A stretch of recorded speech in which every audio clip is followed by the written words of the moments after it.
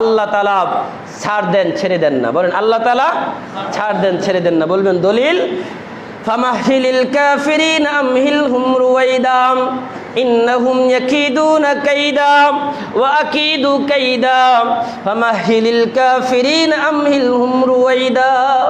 আল্লাহ বলেন তারা ষড়যন্ত্র করে নানান কৌশল অবলম্বন করে নিজের ক্ষমতা টিকিয়ে রাখতে চায়। এই ক্ষমতা টিকিয়ে রাখতে গিয়ে কাউকে দলবাজি করতে হয়।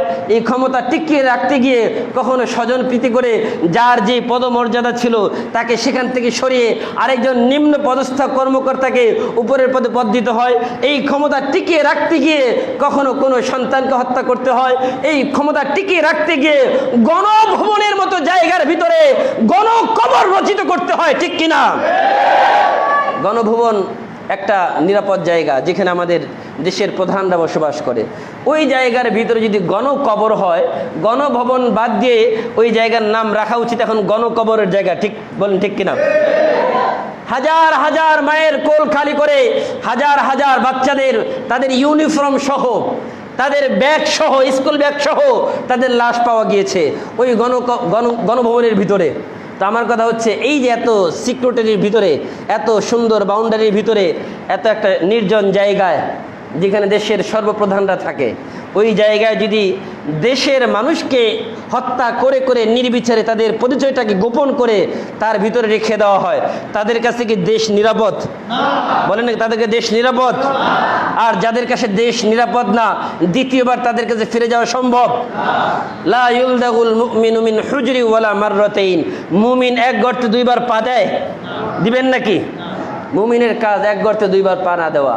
আপনার আমার কাজ হবে, যদি আমরা সমাজে শান্তি চাই, সমাজে যদি শৃঙ্খলা চাই, আমাদের কাজ কি হবে? আমাদের কাজ হবে সমাজটাকে গড়া। আমি শুরুতে একটা কথা বলেছিলাম, আল্লাহ বলেছেন যে আমি আদমকে আমার প্রতিনিধি বানিয়েছি, আদমকে আমার খলিফা বানিয়েছি।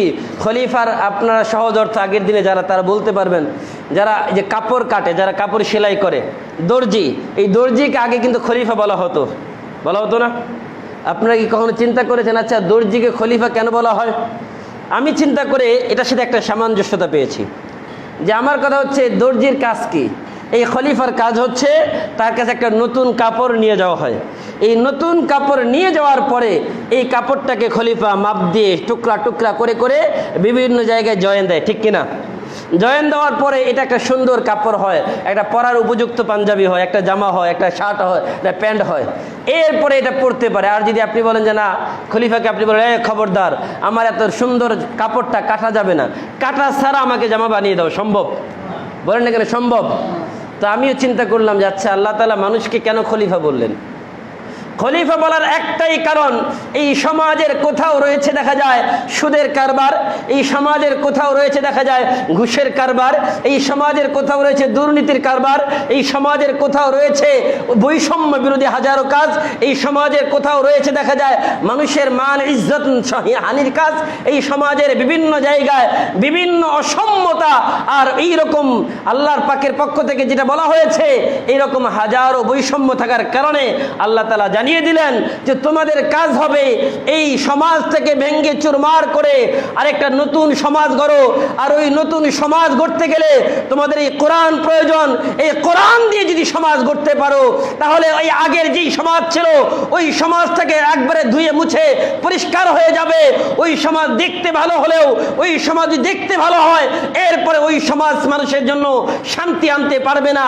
আর যদি সমাজে শান্তি চাও, রাষ্ট্রে শান্তি চাও, সংসারে শান্তি চাও, কোরআনের কাছে আত্মসমর্পণ করো, তাহলে এই সমাজে শান্তি আসবে, ঠিক কিনা? আপনারা কি সমাজে শান্তি চান না? সবাই চান। সামনে এমন কাউকে নির্বাচিত করবেন যারা কোরআনের পক্ষে থাকবে, বলেন ঠিক কিনা? মনে থাকবে তো ইনশাল্লাহ? আমি থাকি আর না থাকি কথাটা মনে রাখবেন। যেখানেই যাবেন মনে রাখবেন যে আপনি যেখানেই যাই, আমরা কোরআনের সাথে ছিলাম, আছি, ভবিষ্যতেও থাকবো, বলেন ইনশাআল্লাহ? থাকবেন তো ইনশাআল্লাহ? এই কোরআনের সাথে থাকতে গেলে কিন্তু কখনো কখনো জেলেও যেতে হয় না? হাজারো আলেম ওলামারা জেলে গিয়েছে, যায় নাই?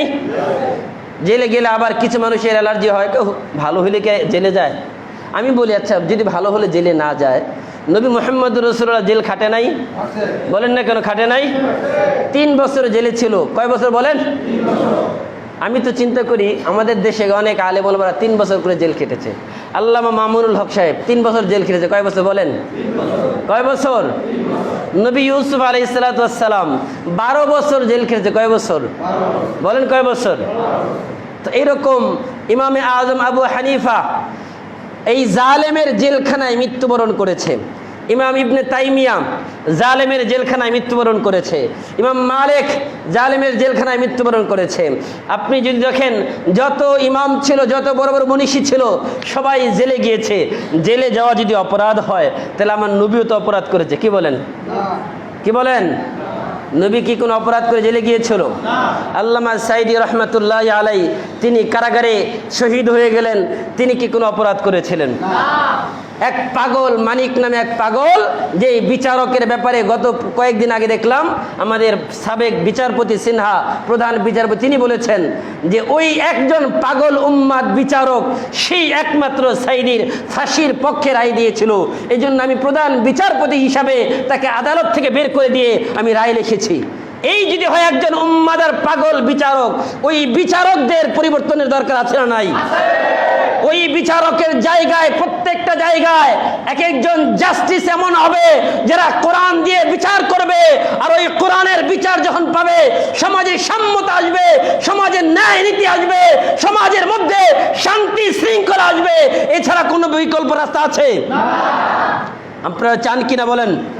সবাই চান নাকি মসজিদেই চান, বাইরে গেলে শেষ? এতটুকু? এটা কিন্তু মুনাফিকি হবে। আবার মনে রাখবেন, মসজিদে যা বলছেন আল্লাহকে সাক্ষী রেখে বলছেন। এই জন্য সামনে সময় আসবে, এখন তো অন্তর্বর্তীকালীন সরকার ক্ষমতায় আছে, তারা তাদের ক্ষমতার শেষ করে একটা নির্বাচন দেবে। ওই নির্বাচনে আমরা তাদেরকে বিজয়ী করব যাদের ভিতরে কোনো, আমরা দেখব এই লোকটার টাকা পয়সা আছে কিনা দেখার দরকার নাই। কি দেখবেন? তার ভিতরে ইলম আছে কিনা। 1 নম্বর, ইমাম হযরত ওমর ইবনে খাত্তাব রাদিয়াল্লাহু তাআলা আনহু, তাকে বলা হলো আপনি বলেন যে নেতা হওয়ার জন্য কি দরকার? উমরকে, উমর রাদিয়াল্লাহু তাআলা বললেন তাসাওয়াদু ক্বাবলা আন তাআল্লামু, নেতা হওয়ার আগে আগে জ্ঞানী হও। কি বলেন? নেতা হওয়ার আগে জ্ঞানী হও। নিজের নামটা লিখতে পারে না, সে চেয়ারম্যান হয়ে বসে আছে, ঠিক কিনা? নিজের নাম লিখতে পারে না, ইউপি চেয়ারম্যান, নিজের নাম লিখতে পারে না, সদস্য। এই যদি হয় অবস্থা, আপনি বলবেন যে ভাই ওই যে যেই লোকটাকে আপনি সদস্য জায়গায় বসিয়েছেন, ওই লোকটা কোরআন পড়তে পারে কিনা একদিন জিজ্ঞাসা করেছেন? যদি সে কোরআন নিজে পড়তে না পারে, নিজে যদি কোরআন না বুঝে, তাহলে সে নিজেই তো দুর্নীতি করবে। আপনাকে কি বলবে দুর্নীতি বন্ধের কথা? ভূতের মুখে রামরাম অবস্থা, তাই না? ভূতের মুখে রামরাম, যে সে বলবে দুর্নীতি করো না, কারণ সে নিজেই দুর্নীতিগ্রস্ত। সে আপনাকে কিভাবে বলবে? এই জন্য এমন কাউকে বসাবেন ওই জায়গাগুলোর মধ্যে যারা আপনাদের প্রতি ন্যায় বিচার করবে কোরআন দিয়ে। আপনি বলেন মসজিদে যদি কোনো বিচার হয়, কেউ কি মিথ্যা বলবে? আমরা মসজিদগুলোকে বানিয়েছি কি? মসজিদ হুজুর দুনিয়াবি কথা বলা যাবে না। আরে দুনিয়াবি কথা বলা যাবে না মানে? আল্লাহ রাসূল এই মেম্বারে বসে বসে বিচার কার্য পরিচালনা করেছেন। এই আল্লাহ রাসূল মদিনার মসজিদে বসে বসে সকল বিচার পরিচালনা করেছেন। আইন আদালত যা ছিল সব মসজিদে ছিল। যত প্রয়োজনীয় কথা সব মসজিদের মধ্যে করেছেন। যত রাষ্ট্রীয় যত কথা, যত ফরমান সব মসজিদে বসে লিখেছেন।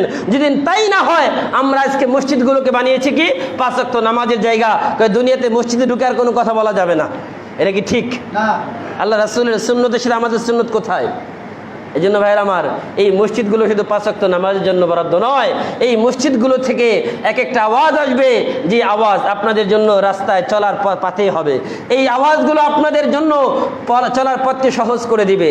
এই জন্য আমরা ইনশাআল্লাহ কোরআনের সাথে থাকবো ইনশাআল্লাহ। যারা এই কোরআনের কথা বলবে তাদের পক্ষে থাকবো ইনশাআল্লাহ।